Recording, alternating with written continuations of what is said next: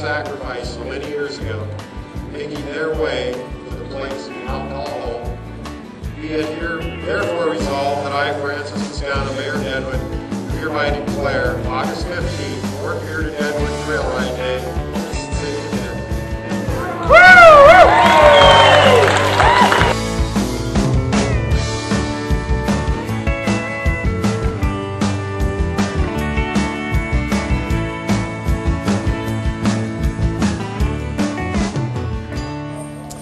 Wow, what a treat that was. We got to experience what it was like to actually ride in a stagecoach into Deadwood just like they did 100 years ago. They were probably dressed a little differently though. I'm with Ron, who's the manager of the Days of 76 Museum and Campground. But before we talk about that, what did we just experience? That was incredible. Well, what you just experienced was the wagon train coming in after 17 days on the trail, 200 and some miles, coming from Fort Pier all the way, Fort Pier, South Dakota, all the way to Deadwood, South Dakota. A lot of people said it was a life-changing experience, you know, something that they are glad they did. Back to stagecoaches, you have in your museum the original Deadwood stagecoach. Correct, we have the original Deadwood stagecoach.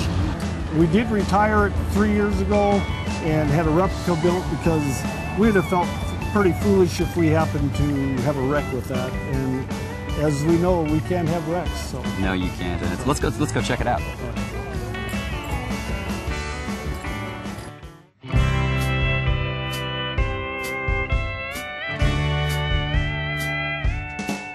Okay, John, here we have the original Deadwood stagecoach. There was pretty rough and tumble times back then. We have some bullet holes through here that along the route. So where did this go from? Where was the main trek? This one ran between Fort Pier and Deadwood, and they could do that in 32 hours. Oh, that's nice. It took us 17 days to come across. Now, I saw a stagecoach over here that caught my eye. What's this one all about? This is actually a Landau. This is 1890. This would have been somebody with a little bit of money, a little prestige. It's fancy. Very fancy. It's very, very well built. The leather seats. Leather seats. Give her a shot. Wow. It's pretty sturdy. I have a new Dodge truck that's not that tight. That's nice. Lots of guns here. There's got to be one that's more famous than the others, right? Well, we have a very nice one over here. It's a 1866 Winchester 44.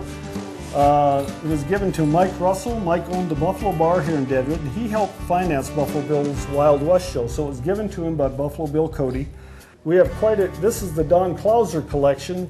Don was a local historian, had the trading post in Deadwood here, and had all the, as I was growing up, all this stuff was in his trading post on the walls in there. And eventually he sold his building, and he'd always been a strong supporter of our rodeos, so we contacted him and said, Don, we'd love to have your stuff back in town and we'd give you space. So he brought it back in, and this is pretty much how Don assembled it, and he passed away about 4 years ago. Here's that picture, John.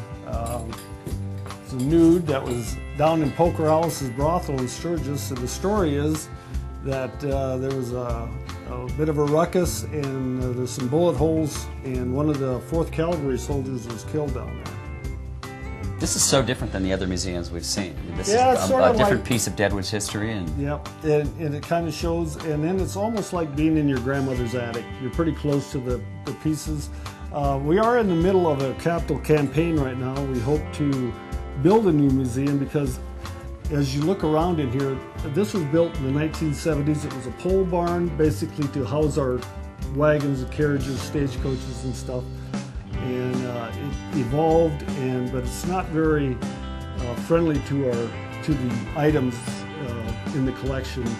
You know, it's tough to have humidity control and to keep the chipmunks and stuff out. so how do our viewers get more information about the museum?